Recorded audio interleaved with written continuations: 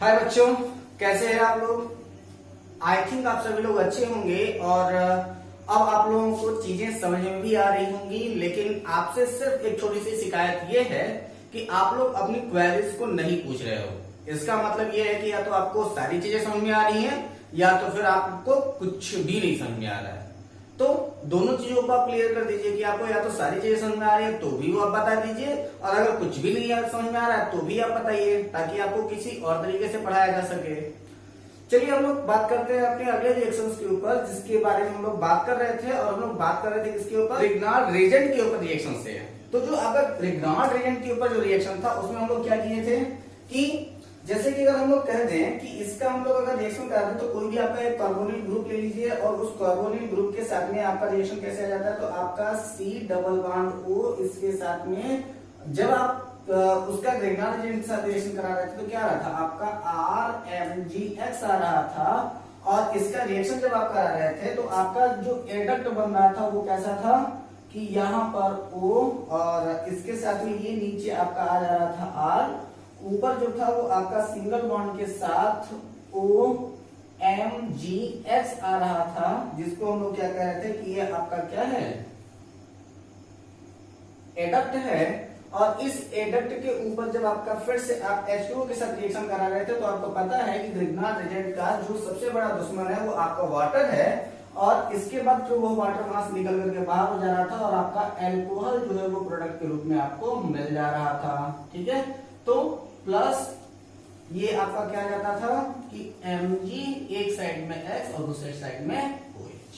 ठीक है, यही आपका रिएक्शन बन रहा था। और इस रिएक्शन के बाद कहां कहां पर से क्या क्या चीजें हुई, तो उसमें हम लोग सबसे पहले कह किया कि अब आपका जो आपका कार्बोनिल ग्रुप है तो उस कार्बोनिल ग्रुप में सबसे पहला नंबर पर कौन आ जाता है? तो आपका आता है एल्डिहाइड। और जब इस एल्डिहाइड का रिएक्शन आप कराते हैं तो एल्डिहाइड के लिए हम लोग क्या लेंगे? आपका H single bond C double bond O single bond H। जब इसका रिएक्शन अगर हम लोग RMgX के साथ करा दें तो ये क्या होता है कि ये आपका इंटरमीडिएट जिस तरीके से फॉर्म होना है वैसे ही होगा। और रिजल्ट आपका क्या मिलेगा? तो वह आपका मिलेगा H single bond C single bond H, इधर आपका R और यहाँ पर क्या आ जाएगा आपका OH, और ये होगा आपका primary alcohol.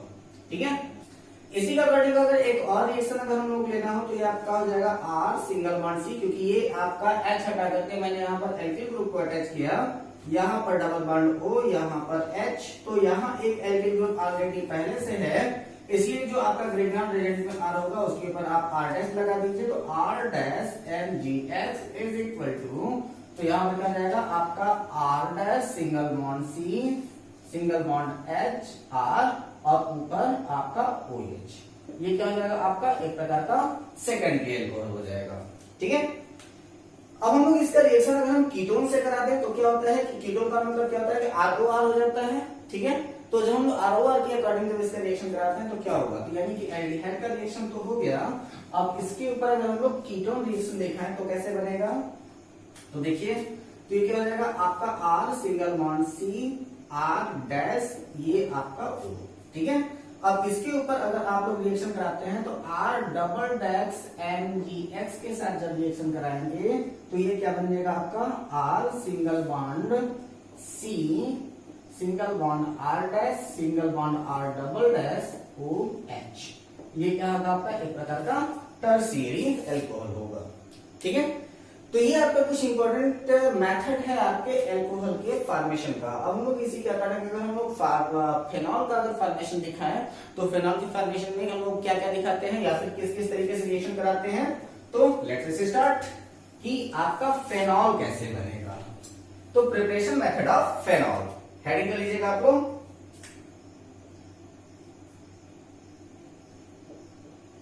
Preparation method of phenol.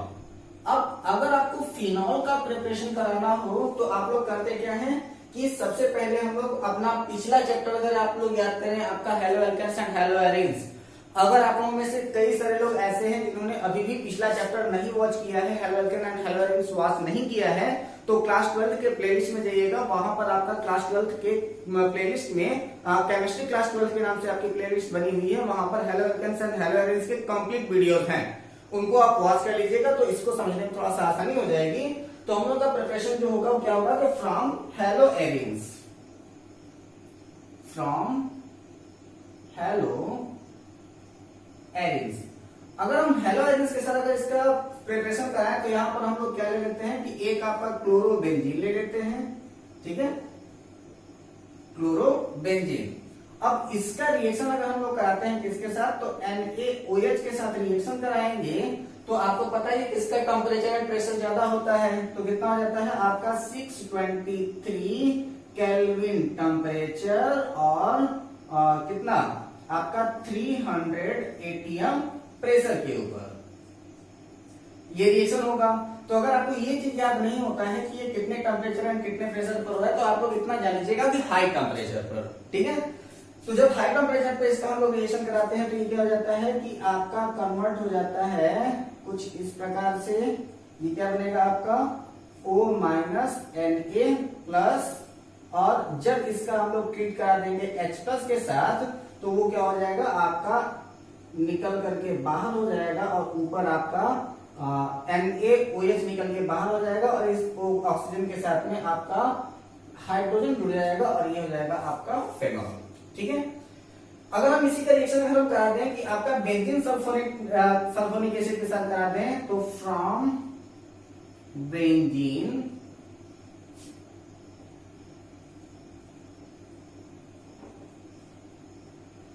Sulphonic acid, from benzene sulphonic acid के साथ अगर हम रिएक्शन कराते हैं तब क्या बनता है, तो यहां पर आप करेंगे क्या कि अलग अलग जगहों पर फंक्शनल ग्रुप अलग अलग है, यहां पर क्या है आपका सीधे सीधे आप एक बेंजीन उठा लीजिए, ठीक है। तो रिएक्शन आप किसके साथ कराते हैं, तो आप रिएक्शन कराते हैं आपके ओलियस के साथ, OLEUS, ओलियस का फार्मूला क्या होता है, तो वो होता है आपका H2S2O7, ठीक है। तो जब ओलियस के साथ जब इसका रिएक्शन करा देंगे तो वह क्या आपका होगा, तो आपका सल्फोनिक एसिड में कन्वर्ट हो जाएगा, यानी कि ये कन्वर्ट होगा आपका बेंजीन सल्फोनिक एसिड के रूप में, यानी कि SO3H के रूप में जब ये कन्वर्ट होगा तो इसका 2 स्टेप रिएक्शन होगा। पहले आपका रिएक्शन होगा इसके साथ NaOH के साथ, आप चाहे तो दोनों रिएक्शन को अलग अलग दिखाएं, चाहे तो आप एक ही साथ दिखा दें।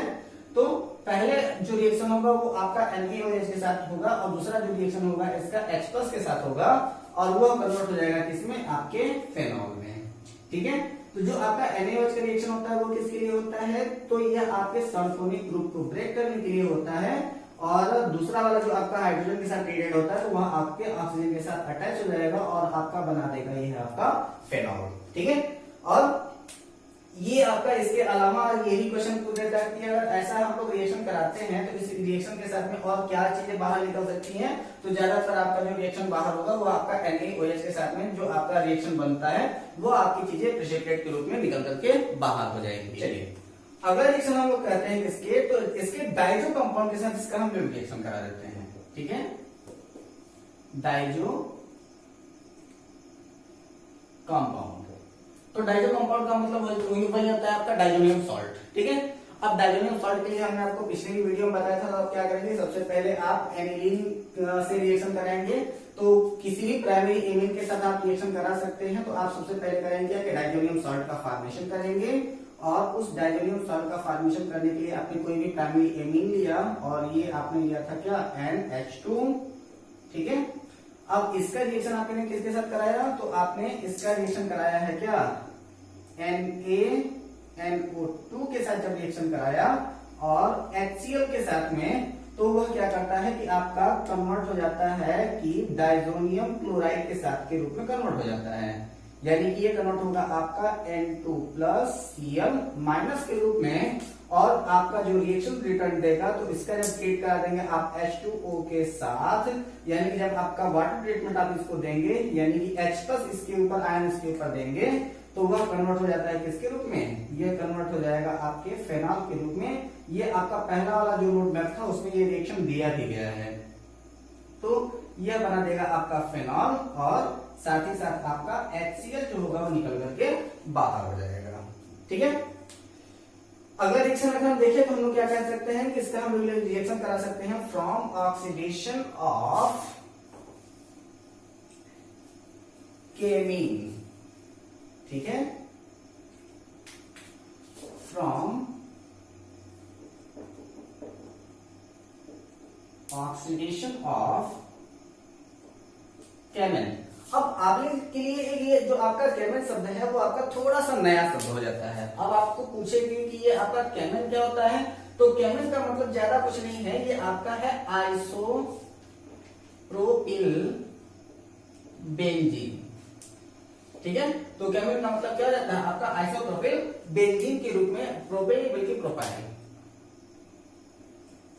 आइसोप्रोपाइल बेंजीन होता है ये, ठीक है। तो जब आपका आइसोप्रोपाइल बेंजीन के रूप में जो आपका सेमन होता है, तो आप धीरे से एक बात, छोटी सी बात जान लीजिए, और वो बात आपकी क्या होती है, जैसे मैंने आपको कहा था आइसो का मतलब क्या है कि जब कभी भी कोई भी आपका ग्रुप हो, जैसे कि यहाँ पर है, और इसके दोनों साइड में अगर आपका CH3 हो, तो वह आपका क्या कहलाता है, तो वह आपका आइसो कहलाने लगता है। इसके ऊपर एक H और नीचे जो है वो आप इसके साथ बेंजीन को अटैच कर दीजिएगा। ध्यान दीजिएगा कि ये जो आपका है इसके साथ में इन बॉन्ड्स को ब्रेक करना थोड़ा सा डिफिकल्ट है, क्योंकि ये बॉन्ड की जो ब्रेकिंग होनी है वो थोड़ा सा अजीब तरीके से होनी है। देखिए कैसे होनी है, तो यहाँ पर जब आप इसका ऑक्सीजन के साथ जब इसका ट्रीटमेंट कराएंगे, यानी कि जब इसके ऊपर ऑक्सीजन के साथ रिएक्शन कराएंगे, तो वह कन्वर्ट होगा किसके रूप में, देखिए। तो ये सबसे पहले बताएगा क्या कि यहाँ पर आपका C single bond O single bond OH, ठीक है, और इधर आपका क्या जुड़ेगा, तो यह आपका CH3 एज इट इज होगा, और ऊपर जो होगा यानी कि रिप्लेस, ये आपका हाइड्रोजन होगा। तो मैंने इसको थोड़ा सा टर्न करके लिख दिया है ताकि आपको थोड़ा सा दिक्कत ना हो, कि यहाँ पर मैंने क्या किया कि इस हाइड्रोजन को रिप्लेस किया है, और उस रिप्लेस करने के बाद यहाँ पर क्या किया है मैंने, OH को आकर के यहाँ पर अटैच करा दिया है। जब ये आपका अटैच होगा तो इसका ट्रीटमेंट अगर फिर से हम H+ के साथ करते हैं ऑब्लिक H2O लगा करके, तब ये क्या होगा आपका फेनॉल के रूप में कन्वर्ट होगा। और दो चीजें यहाँ पर सबसे ज्यादा चीज ध्यान देने की जरूरत हो जाएगी कि ये जो आपका फेनॉल का फॉर्मेशन हुआ है, ये फॉर्मेशन हुआ कैसे है। जैसे कि ये हुआ है आपका OH, तो आपको लग रहा होगा कि क्या कि यहाँ से बॉन्ड जो ब्रेक हुआ ये आपका निकल करके बाहर चला गया और ये OH जाकर यहाँ पर अटैच हुआ। तो यहाँ पर ऐसा कुछ नहीं है, बॉन्ड की जो ब्रेकिंग हुई है वो यहाँ से हुई है, ठीक है। यहाँ पर आकर के ये जो आपका पार्ट है, इस वाले जगह पर आपका H लग गया, और इस वाले पार्ट पर जो है वो आपका OH लग गया, क्योंकि ट्रीटमेंट किसके साथ हुआ है, वाटर के साथ ट्रीटमेंट हुआ है, ठीक है। तो ये जो आपका बॉन्ड है, यहाँ पर आपका OH लगेगा और यहाँ पर आपका आकर के H लगेगा, बाकी चीजें जो निकल करके वो बाहर हो जाएगी, ठीक है। तो इसके साथ क्या हो जाएगा आपका, और क्या बन जाएगा, तो ये आपका हो जाएगा क्या कि H3C single bond C double bond O single bond CH3, ठीक है। और ये आपका क्या बनता है, तो ये आपका बनेगा क्या, एसीटोन बनेगा।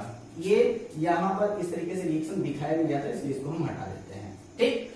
तो ये आपका सबसे ज्यादा इंपॉर्टेंट रिएक्शन हो जाता है, और इंपॉर्टेंट रिएक्शन इसलिए हो जाता है क्योंकि जब कभी भी आपसे कहा जाए कि किसी भी एक ही सिंगल रिएक्शन में अगर आपको एसीटोन और फिनॉल दोनों बनाना हो, तो आप कैसे बनाएंगे, तो आप इसी मेथड का इस्तेमाल करके एक ही रिएक्शन में आप क्या करेंगे कि आप एसीटोन और फिनॉल दो के दोनों बना सकते हैं, ठीक है। अब यहाँ पर आपको एक चीज और मैं क्लियर कर दूं कि यहाँ पर जो आपका ये जो इंटरमीडिएट प्रोडक्ट बना है वो है क्या, तो ये है आपका क्यूमीन परऑक्साइड, ठीक है, या फिर इसको क्यूमीन पढ़िए या फिर सेमेन पढ़िए, दोनों ठीक है। तो ये क्या हो जाता है आपका सेमेन परऑक्साइड, ठीक। तो जब आप क्यूमीन परऑक्साइड यानी कि सेमेन परऑक्साइड के साथ जब इसका रिएक्शन कराते हो, तो परऑक्साइड का मतलब आपको समझ में ही आ गया होगा कि जैसे ही आपका परऑक्साइड एक साथ अटैच होता है तो वहां पर एंटी मॉलिक्यूलर कॉन्स्टिट्यूएंट लग जाता है। तो यहाँ पर आप क्या किस रिएक्शन के अकॉर्डिंग हुआ है, तो ये आपके एंटी मॉलिक्यूलर कॉन्स्टिट्यूएंट के अकॉर्डिंग लगा है। और परऑक्साइड का मतलब क्या है कि जब कभी भी एक ऑक्सीजन के बाद लगातार दूसरा ऑक्सीजन आ जाए तो वहां पर क्या हो जाता है, तो वह आपका क्या हो जाता है, वही आपका हो जाता है आपका परऑक्साइड, ठीक है। यानी कि एक ही किसी भी एक ही जगह पर अगर एक ऑक्सीजन के साथ दूसरा ऑक्सीजन भी अगर लगातार साइमल्टेनियस आ जाए तो उसको हम लोग क्या कहते हैं, उसी को हम लोग क्या कहते हैं, परऑक्साइड कह देते हैं, ठीक है। तो ये इंपॉर्टेंट रिएक्शन है, इसको आप लोग नोट डाउन कर लें। इसके बाद अगले रिएक्शन की ओर हम लोग चलते हैं। चलिए अब हम लोग देखते क्या है कि आपके अल्कोहल और फिनॉल की फिजिकल प्रॉपर्टीज। आज की वीडियो में हम लोग सिर्फ फिजिकल प्रॉपर्टीज देखेंगे और कल की वीडियो से हम लोग स्टार्ट कर देंगे अल्कोहल और फिनॉल की केमिकल प्रॉपर्टीज को देखना और इसके बाद फिर हम लोग ईथर को पढ़ेंगे। ठीक है, तो चलिए हम लोग सबसे पहले देखते क्या है आपका फिजिकल प्रॉपर्टी। फिजिकल प्रॉपर्टी, ठीक है। तो जो आपका फिजिकल प्रॉपर्टी है उस फिजिकल प्रॉपर्टीज में क्या कहता है, सबसे पहली चीज आती है, दो ही चीज पे ज्यादातर पूछा जाता है, एक सॉलिबिलिटी और दूसरा पूछा जाता है आपका बॉइलिंग पॉइंट। तो सबसे पहले हम लोग बात करते हैं इसकी सॉलिबिलिटी की। तो ये जो आपका जितना भी आपके अल्कोहल्स होते हैं या फिर जितने भी आपके फिनॉल्स होते हैं वो क्या है, highly soluble in water, highly soluble in water. जैसे जैसे इनका चेन आप इंक्रीज करते जाएंगे वैसे वैसे इनकी सॉल्युबिलिटी क्या हो जाएगी, इंक्रीज होती चली जाएगी। अब यहां पर एक क्वेश्चन ये पूछ देता है कि आखिर इनकी सॉल्युबिलिटी के पीछे रीजन क्या है। तो इसका सबसे बड़ा रीजन है वह क्या है आपका H बॉन्ड, ठीक है। यानी कि ये भी क्वेश्चन बहुत ज्यादा इंपॉर्टेंट हो जाता है कि आखिर जो आपके अल्कोहल होते हैं वो वाटर सॉल्युबल होते हैं, तो उस वाटर सॉल्युबल होने के पीछे रीजन क्या है। तो आप ध्यान दीजिएगा कि उन सभी चीजों की सॉल्युबिलिटी ज्यादा होगी जिनके पास नाइट्रोजन अवेलेबल होगा, ऑक्सीजन अवेलेबल होगा और फ्लोरीन अवेलेबल होगा, क्योंकि यही तीन जो होते हैं वो आपके क्या करते हैं कि आपका हाइड्रोजन बॉन्ड बनाने के लिए एलिजिबल होते हैं। और जहां पर भी ये तीनों ऐसी कंडीशन में होंगे जहां पर वो हाइड्रोजन बॉन्ड आसानी से बना देंगे तो वो आसानी से आपके वाटर में डिसॉल्व हो जाएंगे, ठीक है। तो ये क्या होते हैं कि आपके अल्कोहल्स हो या फिर फिनॉल्स हो तो उनके पास में पॉसिबिलिटी होती है हाइड्रोजन बॉन्ड बनाने की, इसलिए वो क्या होते हैं, हाईली सॉल्युबल इन वाटर होते हैं। कोई डाउट। अब दूसरी बात यहां पर यह आ जाती है कि इनकी बॉइलिंग पॉइंट क्या है। तो बॉइलिंग पॉइंट इनका भी क्या होता है, इंक्रीज होता है, ठीक है। बॉइलिंग पॉइंट क्या होगा, हमेशा इंक्रीज होगा, ज्यादा होगा। और इनके बॉइलिंग पॉइंट इंक्रीज होने के पीछे भी रीजन क्या है, तो इनके भी पीछे जो आपका रीजन है वो आपका हाइड्रोजन बॉन्ड ही है, ठीक है। तो due to presence of hydrogen bond ये आपकी सॉल्युबिलिटी और इनका बॉइलिंग पॉइंट जो होता है वो इंक्रीज होता है। In the next video, we are discussing about the chemical properties of alcohol phenol. ठीक है, इसके बाद फिर हम लोग ईथर के प्रिपरेशन मेथड और उसके बाद उसकी केमिकल प्रॉपर्टीज के बारे में हम लोग बात करके इस चैप्टर को फिनिश करेंगे, ठीक है। अगर आप लोगों को कोई भी डाउट नजर आ रही हो इस वीडियो में तो प्लीज हमसे उस वीडियो के या फिर किसी भी वीडियो के थ्रू अगर आपको कोई भी प्रॉब्लम अगर नजर आ रही हो, कोई भी टेंशन नजर आ रही हो, कोई भी क्वेश्चन अगर आपको समझ में ना आ रहा हो तो प्लीज अपनी इंक्वायरीज हमसे जरूर पूछिएगा। जितना ज्यादा से ज्यादा हो सकेगा आप हमसे जितना अच्छी तरीके से जुड़ने का प्रयास करेंगे हम आपको उतना ही अच्छी तरीके से रिस्पॉन्स कर पाएंगे। So wait my next video from chemical properties of alcohol and phenol. So meet in the next video, keep watching and take care.